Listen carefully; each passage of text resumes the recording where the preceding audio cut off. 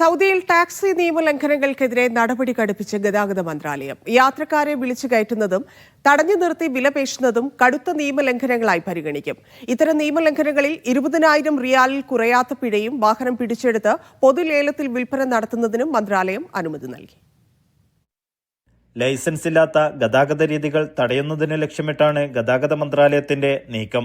യാത്രക്കാരെ ക്ഷണിക്കുക, വിളിക്കുക, പിന്തുടരുക എന്നിവയുൾപ്പെടുന്ന നിയമവിരുദ്ധ പ്രവർത്തനങ്ങൾക്ക് പുതിയ റോഡ് ഗതാഗത സംവിധാനത്തിൽ വ്യക്തമായ നിയന്ത്രണങ്ങൾ ഉൾപ്പെടുത്തിയിട്ടുണ്ടെന്ന് ജനറൽ ട്രാൻസ്പോർട്ട് അതോറിറ്റി വ്യക്തമാക്കി. ഇത്തരം നിയമലംഘനങ്ങളിൽ 20,000 റിയാൽ പിഴയും വാഹനം പിടിച്ചെടുക്കലിനും വിധേയമാക്കും. വാഹനം പിന്നീട് പൊതുലേലത്തിൽ വിൽപ്പന നടത്തും.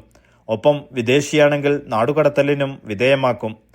അതോറിറ്റിയുടെ ഔദ്യോഗിക ലൈസൻസ് ഇല്ലാതെ യാത്രക്കാരെ ക്ഷണിക്കുക, വിളിക്കുക, പിന്തുടരുക, പാത തടസ്സപ്പെടുത്തുക, യാത്രക്കാരെ ആകർഷിക്കാൻ ഉദ്ദേശിച്ച് അലഞ്ഞുതിരിയുക, യാത്രക്കാരുടെ ഇടങ്ങളിൽ ഒത്തുകൂടുക എന്നിവയുൾപ്പെടെയുള്ള എല്ലാ പ്രവർത്തനങ്ങളും നിയമലംഘനങ്ങളുടെ പരിധിയിൽ ഉൾപ്പെടുമെന്നും മന്ത്രാലയം വിശദീകരിച്ചു. തയ്യാറെടുപ്പ് ജോലികൾ നടത്തുന്ന ഇത്തരക്കാർക്കെതിരെ 11,000 റിയാൽ വരെ പിഴയും 25 ദിവസത്തേക്ക് വാഹനം കണ്ടുകെട്ടുകയും ചെയ്യും.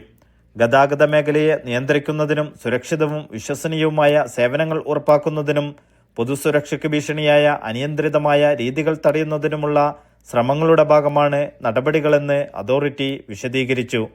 Naushad Irikkur, media 1, Dammam.